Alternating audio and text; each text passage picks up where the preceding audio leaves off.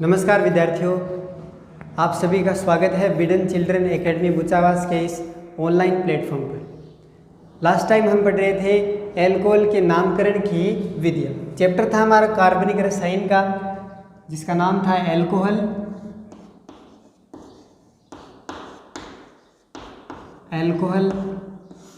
Phenol और ether. Alcohol, phenol और ether. तो एल्कोहल के जो नामकरण की विधियाँ थी वो विद्यार्थियों चल रही थी। अब देखिए, कार्बिनोल विधि, सामान्य विधि जिसको अपन कहते हैं रूढ़ विधि। तो एल्कोहल के नामकरण की 3 विधियाँ मैंने बताई थी। सामान्य विधि, जिसका एक और नाम है रूढ़ विधि। दूसरी विधि हमने कंप्लीट की थी कार्बिनोल विधि। और आज हम बात करेंगे IUPAC विधि की, जिसमें आप लोगों को 11th में IUPAC विधि करवाई जाती है। एक बार IUPAC विधि के एग्जाम्पल कर लेते हैं, थोड़े कार्बिनोल विधि के भी एग्जाम्पल कर लेते हैं। तो 1-2 एग्जाम्पल कार्बिनोल विधि के करके स्टार्ट करते हैं IUPAC विधि। तो एग्जाम्पल देखिए कार्बिनोल विधि के उदाहरण।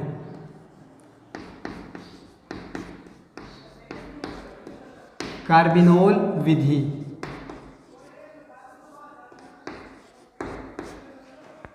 उदाहरण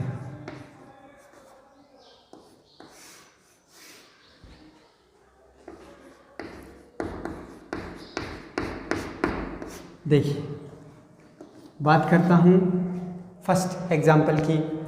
तो एग्जाम्पल इस तरह से बना दिया, C2H5CH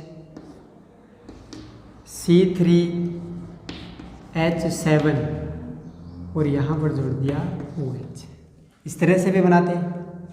या फिर एग्जाम्पल ये दे दिया, यहाँ पर देखो फेनिल की जगह पर इस तरह से भी कंफ्यूज करने के लिए कई बार वो सूत्र लिख देता है, अणु सूत्र।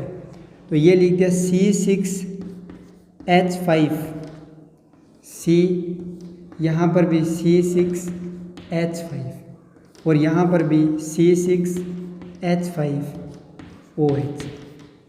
कई बार देखो इस तरह से लिखा है, तो C6H5 को क्या बोलते हैं? फेनिल।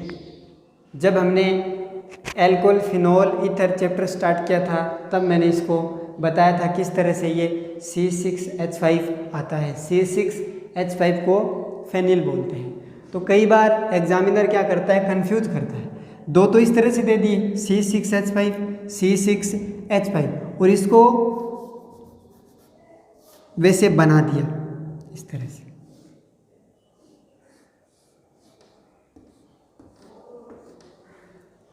तो यहाँ पर कंफ्यूज नहीं होना है। ये लिखा है 2 इस तरह से लिख दिया, तब आप लोग सोचते हो यानी ये क्या दे दिया और ये क्या है। ये एक ही बात है, चाहे ऐसे लिख दो, चाहे ऐसे लिख दो, चाहे ऐसे।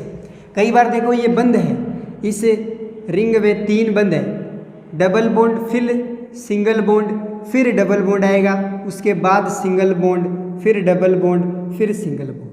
यानी रिंग में जो डबल बॉन्ड है, इस रिंग में जो डबल बॉन्ड है वो एकांतर क्रम में आते हैं। रिंग में डबल बॉन्ड क्या आते हैं? एकांतर क्रम में आते हैं। तो एक एग्जाम्पल ये हो गया, और एक एग्जाम्पल देख लेते हैं लास्ट। C2H5 C, इस तरह से। हाँ, ये देखिए रिंग में आप double bond single bond, double bond single bond, double bond और सिंगल बॉन्ड, यानी रिंग में एकांतर क्रम में डबल बॉन्ड सिंगल बॉन्ड होते हैं। पहले डबल बॉन्ड फिर सिंगल बॉन्ड, तो इस तरह से बनाया जाता है। अब ये डबल बॉन्ड, ये 3 बंद को आप इस तरह से गोला बना सकते हो इस रिंग की। और वो गोला क्यों बनाया जाता है, वो बेंजीन की जब अनुनादी संरचना पढ़ेंगे तब पता चलेगा कि ये जो डबल बॉन्ड है, ये जो डबल बॉन्ड है वो रिंग में पूरा घूम जाता है। इसका जो अनुनादी संकर बनता है, अनुनादी संकर, जिसको इंग्लिश में कहते हैं रेजोनेटिंग हाइब्रिड, उसके अंदर आप देखोगे कि डबल बॉन्ड पूरे रिंग में घूम रहा है, इसलिए यहाँ पर गोला बना दिया जाता है। तो चाहे आप गोला भी बना सकते हो या इस तरह से आप एकांतर क्रम में डबल बॉन्ड दर्शा सकते हो। यहाँ पर ये बन गया और यहाँ पर आ गया OH। बहुत सिंपल है कार्बिनोल विधि। अब तक तो शायद आप लोगों को याद भी हो गई होगी। ये इतना क्या है, कार्बिनोल। यहाँ पर देखिए C3H7। अब ये C3H7 क्या लिख दिया, ये कुछ नहीं है, कार्बन कितने 3, तो ये क्या कौन से प्रोपिल, कौन सा एल्किल समूह देख लीजिए। चाहे अगर आप ऐसे लिखते हो CH3 CH2 CH2, ये प्रोपिल है, ये क्या है प्रोपिल। तो यहाँ पर इसको देखिए कार्बन कितने 1 2 3, कार्बन 3 है तो एक साथ लिख दिए। हाइड्रोजन कितने 3 2 5 2 7, तो H7 एक साथ लिख दिया, H7 एक साथ लिख दिया। और ये वैलेंसी एक फ्री। तो यहाँ पर देखो C3H7 जुड़ा है, यानी क्या जुड़ा है, प्रोपिले जुड़ा है। क्या जुड़ा है, प्रोपिल। तो यहाँ पर देखिए प्रोपिल, इसका नाम हो गया प्रोपिल और ये है एथिल। ये क्या है C2H5, ये एथिल है। ये क्या है एथिल और ये है प्रोपिल। पहले कौन आएगा, एथिल, क्योंकि E पहले आता है और P बाद में आता है। तो नाम हो गया एथिल प्रोपिल। और ये इतना क्या है, कार्बिनोल। नाम हो गया एथिल प्रोपिल कार्बिनोल।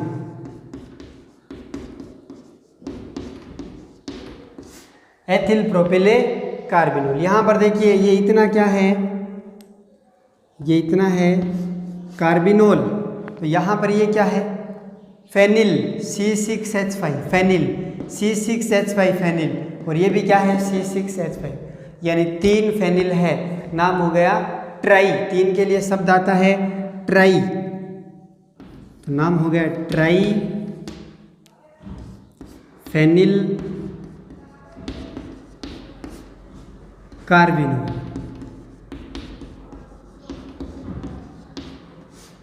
इसका नाम देखिए, ये एथिल, ये फेनिल।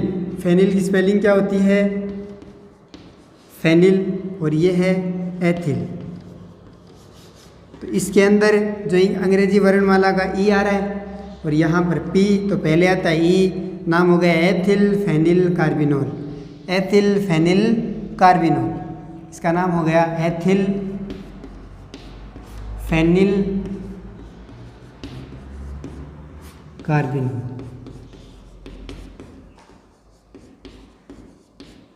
ये इसके नाम हो चुके हैं, एथिल फेनिल कार्बिनोल। इसका नाम है ethyl propyl carbinol, triphenyl carbinol, ethyl phenyl carbinol. तो यहाँ तक आप इसका स्क्रीनशॉट लीजिए। फिर उसके बाद स्टार्ट करते हैं नंबर 3 विधि, जिसका नाम है IUPAC विधि। इंपॉर्टेंट विधि है IUPAC। तो IUPAC विधि स्टार्ट करते हैं।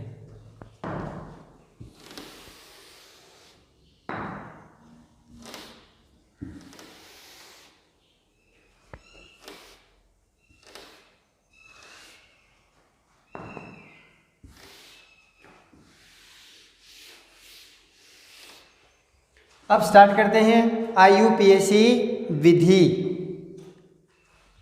तो हमारी 3 नंबर विधि है IUPAC विधि।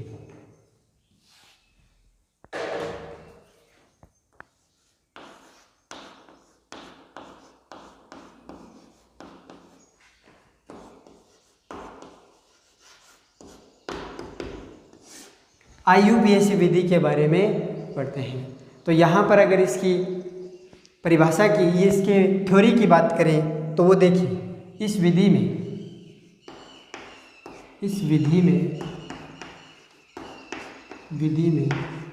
कार्बन की संख्या के अनुसार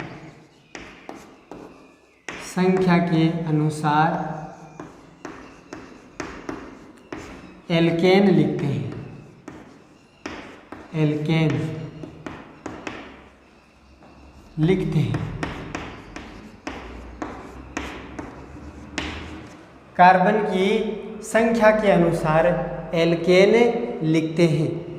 क्योंकि भाई नाम किसका चल रहा है, एल्कोहल का। तो कार्बन की संख्या के अनुसार क्या लिखते हैं, एल्केन। तथा हाइड्रोक्सिल समूह के लिए, तथा हाइड्रोक्सिल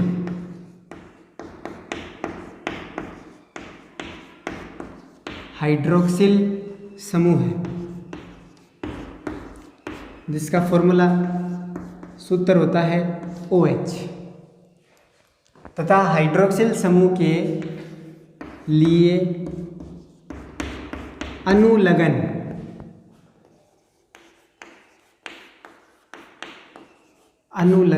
ओल क्या लगाते हैं, ओल लगाते हैं।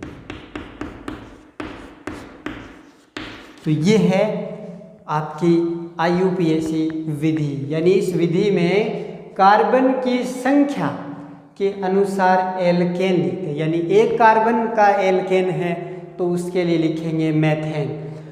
तथा हाइड्रोक्सिल समूह OH के लिए क्या लगाएंगे, ओल। अनुलग्न क्या लगता है, एल्कोहल का अनुलग्न लगता है ओल। तो ये है IUPAC विधि। तो देखिए एग्जाम्पल, यहाँ पर मैं इसको एक बार बता देता हूँ आपको। जैसे ROH होता है, ROH, इस OH के लिए अपन क्या लिखेंगे, अनुलग्न। इसके लिए अनुलग्न क्या लगाएंगे, इसके लिए अनुलग्न लगेगा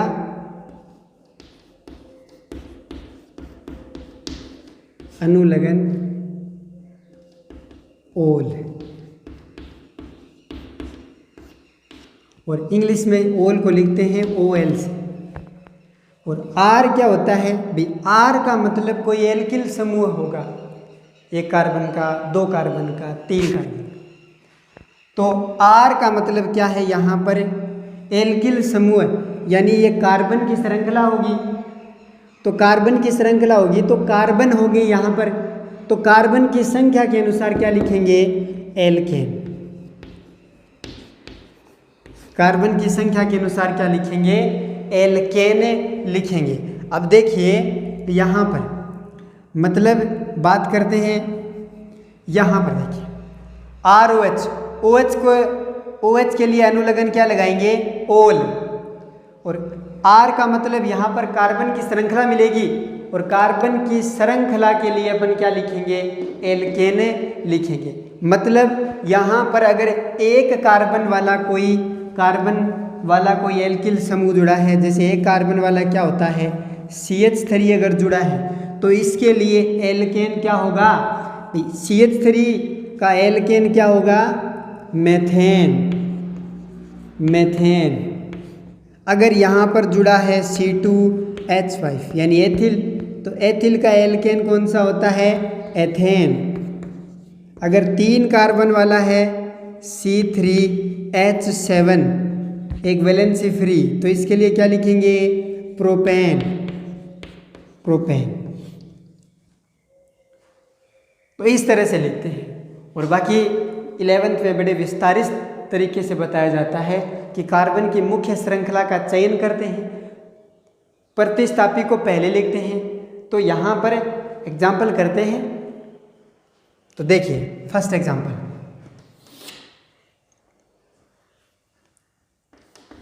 फर्स्ट CH3OH।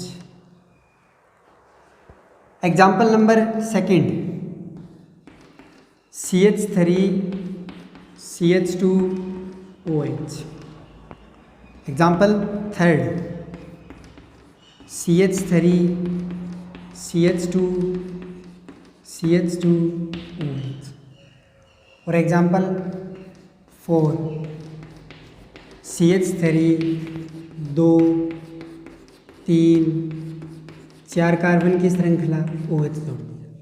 एक 5 कार्बन की कर लेते हैं, 1 कार्बन 2 कार्बन 3 4 5, इस तरह से आप कार्बन की श्रृंखला को बढ़ा सकते हो। तो यहाँ पर इन सभी के नाम करते हैं, फिर और थोड़े एग्जाम्पल करेंगे। तो यहाँ पर देखिए इस OH के लिए क्या लगा देंगे, ओल।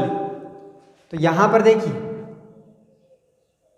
ये है एक कार्बन वाला मेथेन, मेथिल है, लेकिन IUPAC में मेथिल के लिए एल्केन लिखा जाता है, और एल्केन एक कार्बन का है तो मेथेन। तो एक कार्बन का है तो लिखेंगे मेथेन, मेथेन। अब OH के लिए क्या लिखेंगे, ओल, तो मेथेन प्लस ओल, ये हो गया। अब देखो आप इसको जोड़ सकते हो, O की मात्रा लग जाएगी, इस न में O जुड़ जाएगा, नाम हो जाएगा मेथेनॉल, यानी ये न और O ये जुड़कर क्या बना देंगे, O की मात्रा बना देंगे, यानी ये जुड़कर क्या बनाएंगे, देखिए मेथेनॉल, मेथेनॉल, मेथेनॉल, मेथेनॉल, नाम हो गया इसका मेथेनॉल। फिर यहाँ पर देखिए एक कार्बन दो कार्बन, तो नंबरिंग करनी पड़ती है, तो यहाँ पर नंबरिंग कर सकते हो, 1 नंबर 2 नंबर। जहाँ पर OH जुड़ा होता है उसी कार्बन से नंबरिंग स्टार्ट करते हैं, क्योंकि ये क्रियात्मक समूह होता है, और क्रियात्मक समूह जिस कार्बन से जुड़ा होता है नंबरिंग यहीं से स्टार्ट होती है, क्योंकि IUPAC रूल ये कहता है कि क्रियात्मक समूह को कम नंबर मिलना चाहिए। तो यहाँ से हमने 1 नंबर दिया, इसको 2 नंबर, तो 1 नंबर पे आ रहा है, OH को कम अंक मिल रहा है। अगर इधर से देते 1 और 2 तो ये OH 2 पर आ जाता, जो कि गलत हो जाता, तो यहाँ पर सही है। अब देखो 2 कार्बन के लिए क्या आएगा, 8, और 2 कार्बन है तो क्या जुड़ेगा, एथ प्लस एन, एथेन, और उसमें क्या जुड़ेगा, OH जुड़ा है तो ओल। देखिए यहाँ पर ये बनेगा एथेन प्लस ओल, तो ये ओल जुड़कर क्या बना देगा, एथेनॉल, तो ये हो जाएगा एथेनॉल, एथेनॉल। यहाँ पर देखिए 3 कार्बन वाला नंबरिंग कहाँ से होगी, यहाँ से 1 2 3, क्योंकि इसको 1 नंबर मिल गया OH को, यानी 1 नंबर कार्बन से जुड़ा है OH क्रियात्मक समूह, नाम हो गया। 3 कार्बन है तो प्रोपेन और ओल। अब देखो जब कार्बन आ जाते हैं 3, यहाँ पर आप लिख दोगे मेथेनॉल, सही माना जाता है। यहाँ पर 2 कार्बन हैं तो एथेनॉल लिख दिया। जब कार्बन 3 आ जाते हैं तो आप इसको लिख सकते हो प्रोपेनॉल, ऐसे लिख सकते हो प्रोपेनॉल। लेकिन इससे भी बढ़िया ये माना जाता है कि इस OH समूह की आप स्थिति दर्शा दो, तो इससे जब कार्बन 3 आ जाए, 2 तक कोई दिक्कत नहीं, 3 के बाद में कोई भी एल्कोहल हो जिसमें कार्बन की श्रृंखला बड़ी है, तो वहाँ पर आप इस OH समूह की स्थिति को दर्शा दीजिए। स्थिति का मतलब ये किस कार्बन से जुड़ा है, यानी कितने नंबर कार्बन से जुड़ा है। तो यहाँ पर ये प्रोपेनॉल लिख दोगे तो कोई दिक्कत वाली बात नहीं है, लेकिन इससे बेटर नाम है क्या होगा, इसकी स्थिति दर्शा दीजिए। तो इसका नाम देखो क्या है, 1 2 3 कार्बन वाला कौन सा होता है, एल्केन, प्रोपेन, प्रोपेन, प्रोपेन लिखा। अब देखो 1 पर इस 1 नंबर कार्बन से ये OH जुड़ा है, तो OH की स्थिति क्या है, 1, तो प्रोपेन डैश 1 ओल, OH के लिए क्या लिखते हैं, ओल, तो इसका नाम हो गया, ये प्रोपेन है और 1 नंबर कार्बन पे क्या जुड़ा है, ओल, तो नाम हो गया प्रोपेन 1 ओल, प्रोपेन 1 ओल।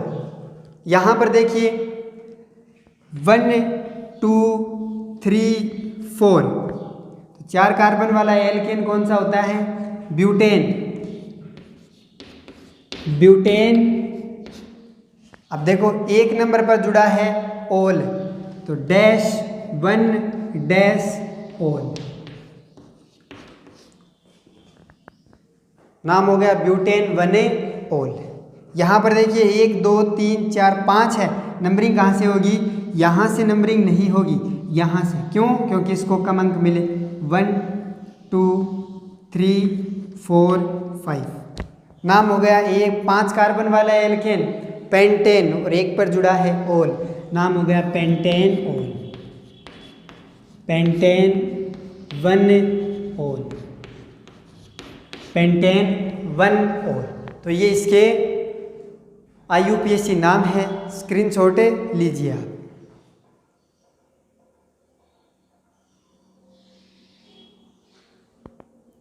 अब देखिए और एग्जाम्पल करते हैं इसके। यहां पर देखिए एग्जाम्पल, अब देखिए CH3OH 5 और ये एग्जाम्पल नंबर 6। एग्जाम्पल नंबर 7 की बात करते हैं, CH3CH2OH 8 की बात करते हैं, CH2OH। यहाँ पर इन 3 एग्जाम्पल को करते हैं, फिर और एग्जाम्पल करेंगे। तो यहाँ पर देखिए नंबरिंग, फर्स्ट वाले में क्या करना है, कार्बन की लंबी श्रृंखला का चयन करते हैं। तो यहाँ से देखो, यहाँ से नंबरिंग होगी 1 2 3। अगर यहाँ से नंबरिंग करते हैं 1 2, तो कार्बन की मेन चेन 2 नंबर की, यहाँ से करोगे तो कार्बन की मेन चेन 3 नंबर की हो गई। देखो इसको नंबर दिया मैंने 1, ये 2 नंबर कार्बन और ये 3 नंबर कार्बन। तो कार्बन की जो मेन चेन है वो 3 कार्बन वाली है, देखो ये रही। तो 3 कार्बन है, तो 3 कार्बन वाला एल्केन कौन सा होगा, प्रोपेन, प्रोपेन। अब देखो OH कितने नंबर कार्बन से जुड़ा है, 2 नंबर कार्बन से, तो नाम हो गया प्रोपेन डैश 2 ओल, नाम हो गया इसका प्रोपेन 2 ओल। यहां पर देखिए नंबरिंग कहां से होगी, अब देखो यहां से नंबरिंग करेंगे 1 2 3, तो ये देखो एल्कोहल को नंबर कम मिल रहा है, तो जहां से क्रियात्मक समूह जुड़ा है वहां से नंबरिंग आप कर सकते हो। तो यहां पर देखिए नंबरिंग होगी यहाँ से 1 2 3, ये 3 चाहे इधर भी दे दो कोई फर्क नहीं पड़ेगा। अब देखिए प्रतिस्थापी आ चुका है। अब ये क्या हो गई, कार्बन की मुख्य श्रृंखला, और ये क्या बच गया अब, प्रतिस्थापी। ये क्या है, प्रतिस्थापी। तो प्रतिस्थापी को पहले लिखा जाता है और उसकी स्थिति को दर्शाया जाता है। तो देखो 2 नंबर कार्बन पर, ये देखो 2 नंबर कार्बन पर एक प्रतिस्थापी जुड़ा है, कौन सा, मेथिल। ये CH3 क्या है, प्रतिस्थापी मेथिल। ये प्रतिस्थापी कौन सा है, मेथिल, मेथिल। तो नाम हो गया, पहले लिखो प्रतिस्थापी को, फिर कार्बन की मुख्य श्रृंखला को, और लास्ट में क्रियात्मक समूह की स्थिति दर्शा दीजिए। तो नाम हो जाएगा, देखो 2 नंबर कार्बन पे जुड़ा है मेथिल, तो इसका जो नाम होगा वो क्या होगा, 2 डैश मेथिल, 2 डैश मेथिल। फिर कार्बन की मेन चेन कितने की है, 1 2 3, 3 के लिए कार्बन की मुख्य श्रृंखला के लिए क्या लिखा जाता है, एल्केन। यहाँ पर देखिए इस विधि में कार्बन की संख्या के अनुसार क्या लिखते हैं, एल्केन। और कार्बन की संख्या का मतलब कार्बन की मुख्य, यहाँ पर याद रखना मुख्य, कार्बन की मुख्य श्रृंखला के अनुसार एल्केन लिखते हैं। तो ये देखो मुख्य श्रृंखला ये रही 3 कार्बन वाली, नाम हो गया 2 मेथिल प्रोपेन, और एक पे क्या जुड़ा है, ओल, नाम हो गया 2 मेथिल प्रोपेन, प्रोपेन और 1 ओल, नाम हो गया 2 मेथिल प्रोपेन 1 ओल। यहां पर इसका नाम देखिए कहां से होगी नंबरिंग, यहां से 1 1 2 3। तो ये कार्बन की क्या हो चुकी है, मुख्य श्रृंखला। अब देखो 2 पर क्या जुड़े हैं, 2 पर इस 2 नंबर कार्बन से ये वाला मेथिल जुड़ा है, ये वाला मेथिल जुड़ा है, तो क्या लिखेंगे, 2 नंबर पे जुड़ा है तो क्या लिखेंगे 2। फिर देखो एक और जुड़ा है मेथिल, तो कोमा 2। 2 कार्बन पर 2 मेथिल जुड़े हैं, इस 2 नंबर कार्बन से 2 मेथिल जुड़े तो लिख दिया 2 2। फिर डैश जुड़े कौन है? मेथिल, तो 2 2 कितने मेथिल है? 2, 2 2 डाई मेथिल आ गए प्रतिस्थापी, ये प्रतिस्थापी मेथिल, ये प्रतिस्थापी मेथिल, और ये कार्बन की मुख्य श्रृंखला 3 कार्बन की है, तो मुख्य श्रृंखला के लिए क्या लिखते हैं? एल्केन, और एल्केन 3 कार्बन के लिए प्रोपेन। फिर डैश, एक पे क्या जुड़ा है? 1 ऑल, इसका नाम हो गया 2 2 डाई मेथिल प्रोपेन 1 ऑल। तो यहाँ पर देखिए हमने डैश लगाया है, यहाँ पर हमने कोमा लगाई है, यहाँ पर कोमा लगाई है। तो डैश कोमा का आप लोगों को IUPAC का ध्यान रखना है, जहाँ पर डैश लगेगा वहाँ पर ही डैश लगाना है, और कोमा जहाँ पर लगेगी वहाँ पर कोमा लगाना है। तो इसके लिए एक छोटा सा रूल है, वो मैं यहाँ पर लिख देता हूँ। यहाँ पर देखिए कब डैश लगती है, कब कोमा लिखती है। देखो 2 अंक के मध्य क्या लगानी है? कोमा लगाते हैं। 1 अंक व शब्द के मध्य क्या लगाते हैं? डैश, इस तरह से डैश। और 3 नंबर याद रखना, शब्द और शब्द के मध्य, शब्द और शब्द के मध्य कुछ नहीं लगता है, कुछ नहीं लगाना है। देखो ये 3 है, छोटे से रूल है IUPAC। यानी 2 अंक के मध्य क्या लगेगा? कोमा। जैसे मान लो, यहाँ पर समझा देता हूँ, जैसे मान लो ये पहला वाला समझा रहा हूँ, इसको समझा रहा हूँ। 2 अंक के बीच में, जैसे मान लो 2 और 2 आ गया, तो बीच में क्या आ जाएगी? कोमा। फिर ये बोल रहा है 1 अंक और आगे शब्द है, तो क्या लगेगा? डैश। जैसे मान लो ये आ गया 2 मेथिल, तो यहाँ पर देखिए ये अंक है और अगला शब्द है, बीच में क्या आ जाएगा? डैश। और यहाँ पर 2 शब्दों के बीच में, शब्द और शब्द, जैसे मेथिल एथिल, देखो ये शब्द है मेथिल, ये एथिल, इनके बीच में कुछ है नहीं लगता है। तो यहाँ पर आप चेक कर लीजिए, यहाँ पर ये देखिए प्रोपेन, फिर 1 अंक आ गया, देखो शब्द और अंक के बीच में डैश, फिर अंक और शब्द आ गया तो बीच में डैश। यहाँ पर देखिए शब्द अंक के बीच में डैश, ये अंक है, अगला शब्द है, बीच में क्या आ गया? डैश। यहाँ पर देखो शब्द अंक, ये आ गया भाई। यहाँ पर देखो अंक और अंक के बीच में क्या आ गया? कोमा। और यहाँ पर देखो डाई मेथिल, ये शब्द है, ये शब्द है, ये शब्द है, इन तीनों के बीच में कुछ नहीं है। तो यहाँ तक हमने IUPAC विधि को कंप्लीट कर लिया है। कल पढ़ेंगे अपन इसके एल्कोहल बनाने की विधियाँ। तो आज के लिए इतना ही, मिलते हैं अगले लेक्चर में। Thank you so much.